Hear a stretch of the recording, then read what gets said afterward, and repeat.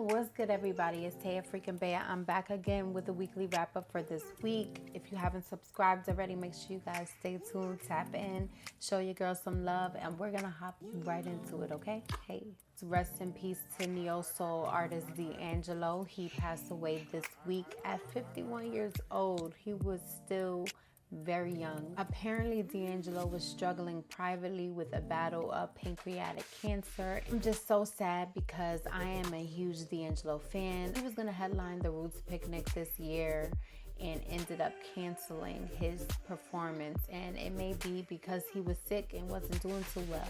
Some of my favorite D'Angelo songs include Me and Those Dreamy Eyes of Mine, Cruising, Breakups to Makeups with Method Man.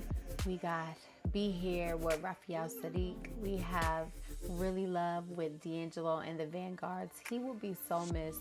A lot of artists were going to social media to show some love and respect. DJ Premier, Jill Scott, Tyler the Creator, The Alchemist, many, many more. He is such a legendary artist. He influenced so many different people.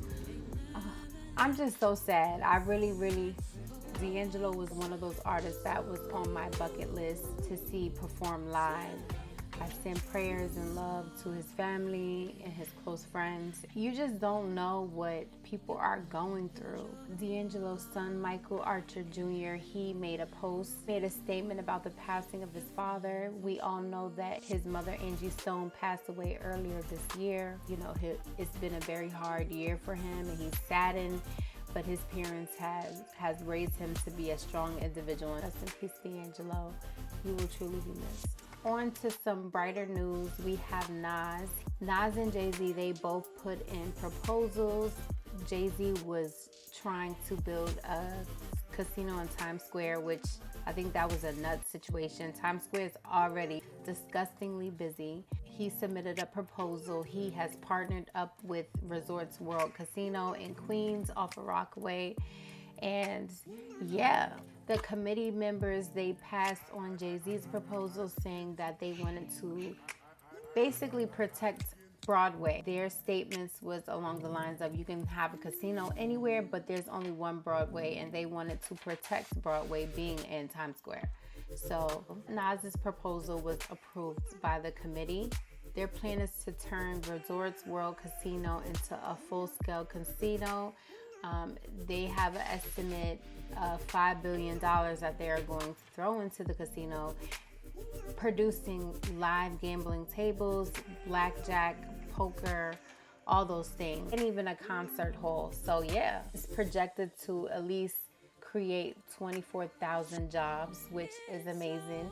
Being from Queens, I love that for us, and yeah, I think it's dope. And for those of you that are a little confused, Nas is a key investor and partner in the expansion project. Some of the committee members, they made jokes about, Queens getting the money and Nas winning again. Sorry, Jay-Z. Nas addressed the comments and the back and forth and the stuff that's been going on social media during his Rolling Stone interview, and he let it be known like, hey, there's no bad blood between him and Jay-Z. It's just something to talk about. The Rolling Stone asked Nas, does he think that his fans are keeping tallies between him and Jay-Z?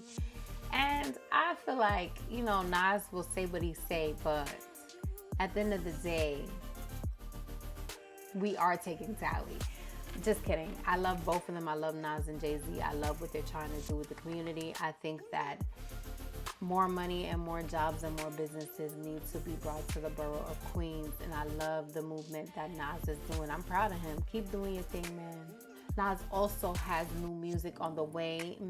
His label Mass Appeal has been dropping projects. They just did a project with Mobb Deep that came out last week. Fire.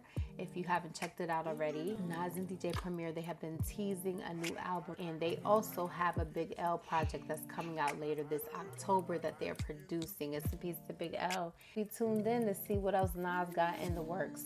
Joe Budden's podcast. Fans are speculating that Melissa Ford is done for good. As of recently, Melissa Ford took Joe Budden podcast co-host out of her bio on Instagram, and nosy people pointed it out. Also announced a new co-host, Mona, Don't Call Me a White Girl. She has been on the show as of recently. There's no big announcements that's been made. Nobody has addressed it. Seems like Melissa Ford's been focusing her energy on her podcast, Hot and Bothered. I feel as though Melissa Ford brought the feminine touch to the show. There was a lot of stuff that she wasn't privy to as far as music, how men think sometimes as far as, street stuff. I don't think she was privy to that, but I think that she brought her own feminine perspective to a lot of different things, and I enjoyed her energy on the show. I think Mona's pretty dope. I think she has more of the same mentality as the guys, but I am missing a little bit of that feminine energy on the show. Gucci Mane has a new book that just came out. It is called Episodes, and this book is basically a memoirs of his mental health journey that he's been going through. He talks about a lot of stories about different instances that we have heard in the news, and he explains and expresses where his mental health was during that time. I think this is fire. I think that we need more books with black men and mental health. The book should have came out October 14th. It is called Episode Diary of a Recovering Madman. This will be his second book. His first book was an autobiography that was released in 2017. I take my hat off to Gucci Mane. I think that this is something that's needed in our community. So Episodes should be out now. Go check that out. My Rich Homie Quan fans, R.I.P. to Rich Homie Quan. They have a new exhibit in the Trap Museum in Atlanta. It is called A Walk Through Time, the RHQ Experience. First of all, let me just say Rich Homie Quan's run when he first came out, fire. I remember I was bartending when the majority of his hits came out. We got Walk Through, we got Flex, and those are just his songs. We're not even talking about the features that he had. We got Lifestyles, I Know with Yo Gotti. He has endless hits. We all know he passed away last year, 2024, due to a drug overdose. But Atlanta's doing something great. They put a Rich Homie Quan exhibit in the Trap Museum. Features different accolades of Rich Homie Quan, his career milestone, as well as a lot of paintings and portraits of Rich Homie Quan that was created out of Atlanta's local artists. Last but not least, we have the Vince Staples Show. Season 2 is coming out in November, and I'm excited. I don't know if you guys ever watched season 1 of the Vince Staples Show, but it is hilarious. I just really love Vince Staples' sense of humor. It's just dark and just weird and witty, but still very black. I love it. Some cool executive producers, including Adam Sandler, which is one of my favorite comedians, as well as Kenya Barris. The trailer was released October 9th. You can check that out on YouTube. Vanessa Bell Calloway, she is still going to be playing his mother. And every time I see her, I think of What's Love Got to Do with It and how she did not want to eat the cake anime. I love her, and it's good to see her in her acting bag. So shout out to Vince Staples, and check out season 2 coming soon. And that's all I have for you guys. It's Taya Freaking Bea, weekly wrap up for this week. If you haven't subscribed, stay tuned.